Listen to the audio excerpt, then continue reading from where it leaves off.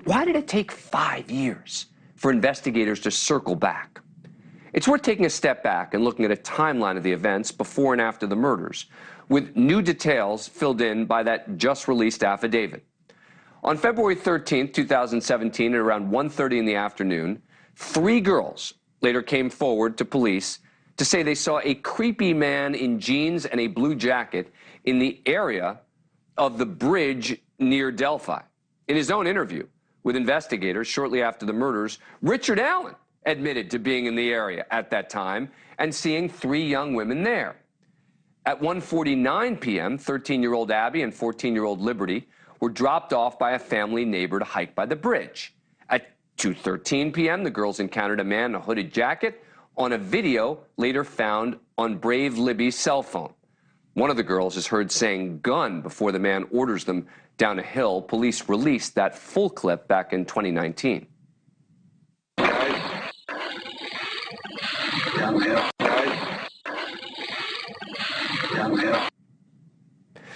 Now, the girls walk down the hill before the video ends. Police now believe Richard Allen is the man in that video.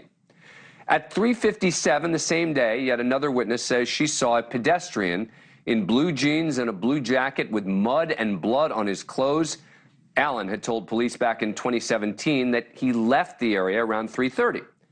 When the girls didn't arrive at the point where they were supposed to be picked up, family members called the local sheriff's department.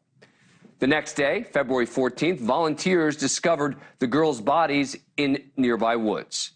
Court records show Allen purchased the gun that's now linked to the crime scene back in 2001. Did police ask him back in 2017 if he had a gun?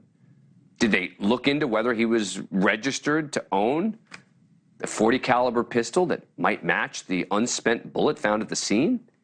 It seems from the affidavit that police circled back to Allen as a suspect when, quote, investigators reviewing prior tips encountered a tip narrative from an officer who interviewed Richard M. Allen in 2017.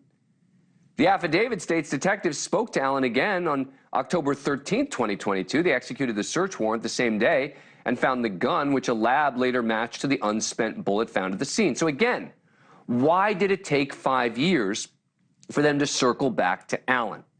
He placed himself right near the scene.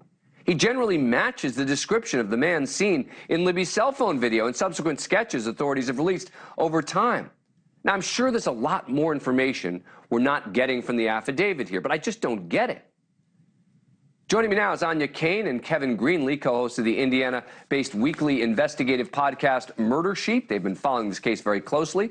And Robert Snow, retired Indianapolis Police Homicide Commander. Thanks to all of you for coming on the program. Appreciate it. All right, Aine, let me start with you. What may I be missing here with regard to this affidavit in the 5-year period? So basically what we're learning from our reporting is that this delay may have been the result of some sort of clerical error where Allen's name was sort of possibly misfiled, and that prompted there to be a lot of time passing between when he first came on the radar and when they followed up on it. Before I go to Kevin, Robert Snow, is that possible that a clerical error could lead to this? Yeah, it's possible, but I think I have suspicions there's something else that caused that delay. Everybody knows there was another gentleman who was a suspect in the case, he actually had contact with the 2 girls about going to that area that day, and the police had put him down as a suspect. Well, they also found that he had possession of child porn, and he was arrested on that. Well, just recently they threw out a bunch of the child porn against him, and that makes me suspect. And I'm not privy to any of the details of this case any more than anyone else is. I suspect that to get these charges thrown out, he told the police about Mr. Allen.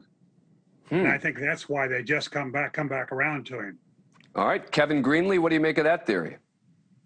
Well, our reporting indicates that the reason the charges were dropped, a few of the charges were dropped against Cain and Klein, is because simply they couldn't be proved. Because when you're dealing with child sexual abuse materials, you have to be able to prove that the person in the picture is actually underage. And in a few instances, they were unable to do that. They were unable to get a doctor to sign off and say, yes, that person is definitely underage. And our understanding is that that is why those charges were dropped. Thank you for watching. Go to newsnationnow.com to find NewsNation on your cable provider. And don't forget to click the red subscribe button below to get more of NewsNation's fact-driven, unbiased coverage.